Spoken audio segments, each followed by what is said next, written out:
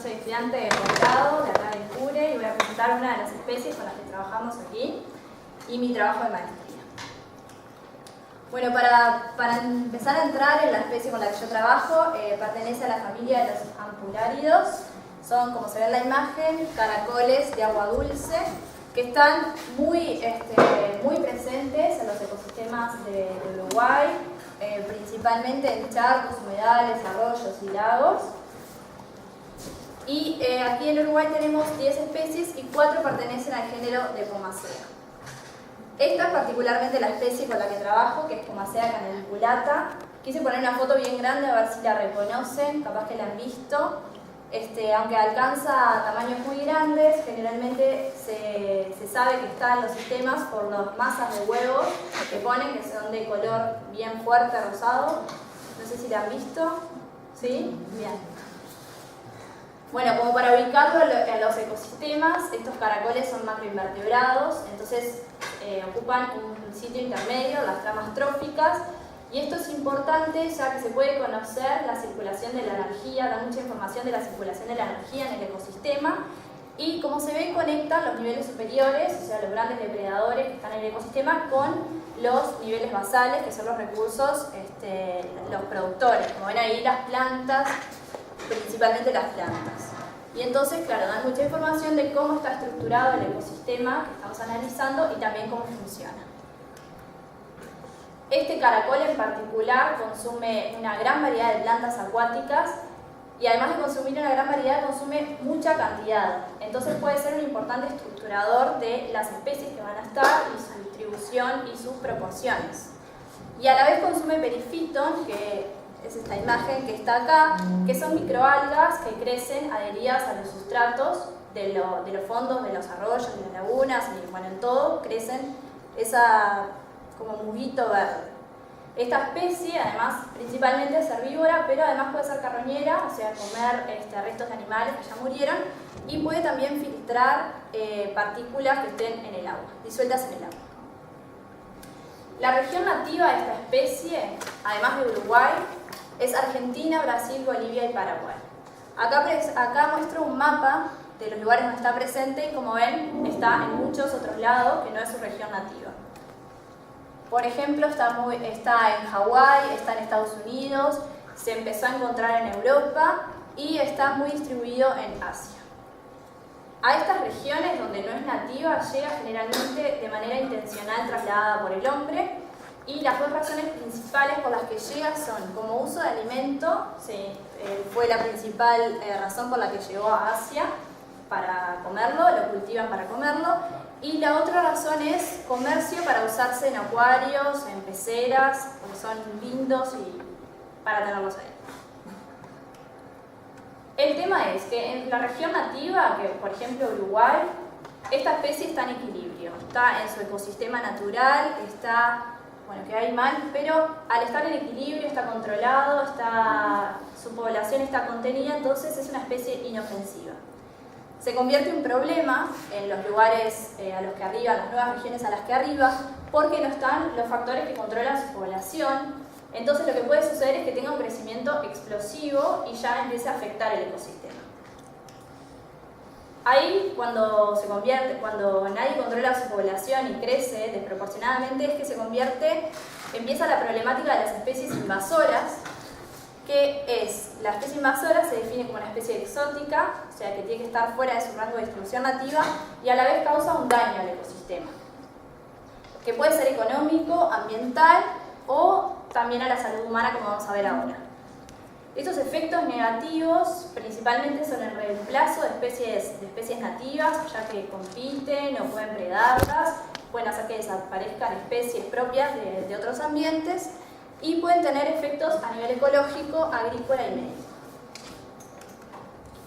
Pero no todas las especies que llegan a ambientes nuevos tienen ese éxito de crecer desproporcionadamente. No todas pueden llegar y desaparecer al poco tiempo porque no son competitivas. En Pomacea canaliculata lo que sucede es que tiene ciertas características que hacen que sean muy competitivas y generalmente sí tienen éxito. Estas características son su amplio espectro alimenticio, o sea, la gran variedad de plantas que puede comer y la gran variedad de fuentes alimenticias. No tiene los depredadores naturales que tiene en sus zonas nativas, que los principales son las aves, que se ven rondando las lagunas y se encuentran los caparazones con los agujeritos en las orillas. Son muy tolerantes a la temperatura, entonces no tienen muy restringida su zona habitable. Toleran mucho los contaminantes, eso tampoco es una limitante, ya que no les afecta la presencia de contaminantes. Y como les decía de los huevos, tienen una alta fecundidad con estas masas de huevos gigantes y de cada puntito sale un caracol nuevo, así que se reproducen mucho y muy rápido. Lo que generan en los nuevos ambientes a los que llegan puede ser diverso. Los principales son que reemplazan especies nativas, se ha visto cómo disminuyen las poblaciones de especies como caracoles y hasta peces por consumir el recurso y son más competitivas.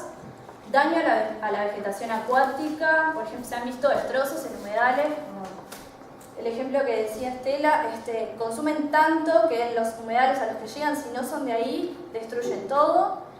Y el daño más importante o que tiene más relevancia a nivel mundial, por supuesto, es el económico, como siempre, porque se consumen los cultivos de arroz, los brotes de cultivos. Si llegan a los humedales donde se planta el arroz, consumen los brotes y no dejan que llegue a crecer.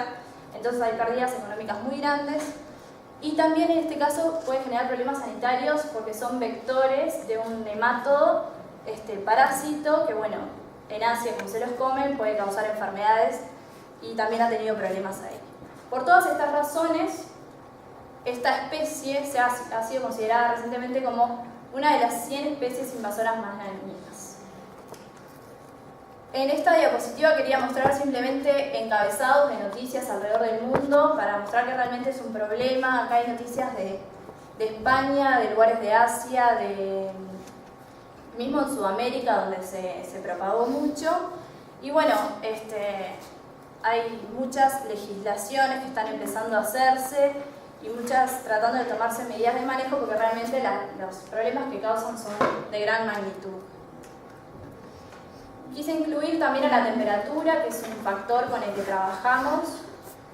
Es más bien por el contexto de cambio climático en el que estamos y que el efecto que pueden tener sobre las especies y los recursos. En las especies invasoras lo que puede suceder es que al aumentar la temperatura pueden ampliar su rango. Si antes estaban limitados por la temperatura, ahora si esta aumenta pueden abarcar más espacios, entonces se incentiva aún más su colonización.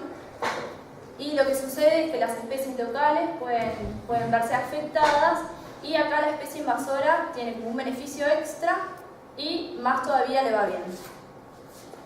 Y también, resaltar la vulnerabilidad de los ecosistemas de agua dulce, que son en los que habitan, son particularmente vulnerables. Entonces, lo que hacemos acá en el CURE, en el contexto de las maestrías y los trabajos de posgrado, en este caso muestreos por todo Uruguay para localizar bien a la especie, conocer las poblaciones, conocer dónde están, en conjunto con otros organismos de Uruguay. Se busca generar un mapa y conocer exactamente dónde se encuentra. Hacemos experimentos de campo que nos permiten analizar directamente dónde habitan y su interacción con otras especies, como por ejemplo los peces, que comparten el recurso, y también su incidencia en macroinvertebrados más chiquitos, como son estos que están acá. Y a la vez hacemos experimentos de laboratorio, acá en instalaciones del CURE, que lo que nos permiten, en esto que les explicaba del análisis de la temperatura, nos permiten regularla, métodos de calentamiento o enfriamiento, y podemos ver qué efectos va a tener el aumento de la temperatura sobre estos animales y si van a consumir más, menos, qué va a pasar con eso. Y bueno, esto simplemente para decir que los experimentos podemos simplificar y después como extrapolar al ecosistema, que es más difícil analizarlo. Y bueno, lo que buscamos con esto, en realidad, y los estudios que se hacen alrededor del mundo, es a través de la investigación generar conocimiento de la especie. Hay muchas cosas que todavía no se conocen sobre su ecología, su comportamiento, todas sus interacciones, que en última instancia quieren crear medidas de manejo que puedan ser aplicables en los lugares donde es invasora, y lo que se busca es la erradicación en los lugares donde se pueda, es sacarla por completo, donde no sea nativa. En algunos lugares esto ya no es posible por la gran cantidad de caracoles que hay, entonces por lo menos tratar de controlar la población y que no siga creciendo. Acá, específicamente en Canaliculata, las cosas de más interés es predecir áreas en las que no ha llegado, pero que se pueda prevenir su ingreso a ciertas regiones si está cerca, bueno, tomar medidas para que no se propague más, y también predecir posibles efectos negativos que va a tener los ambientes colonizados y mitigar esos efectos. Y por eso es que es de mucho interés analizar los lugares acá donde no es invasora, es nativa, pero generar conocimiento para aplicarlo en otras regiones del mundo. Estos trabajos se hacen en colaboración también con otras organizaciones de acá de Uruguay, como es el Museo de Historia Natural y la DINARA, que también estudian esta especie, y a la vez también se trabaja con universidades de otros países, en Estados Unidos por ejemplo, que sí es un problema, es exótica, entonces vienen para acá, lo estudian y se intercambia mucha información, y con Brasil, que también tiene laboratorios y está investigando. Y eso. Gracias.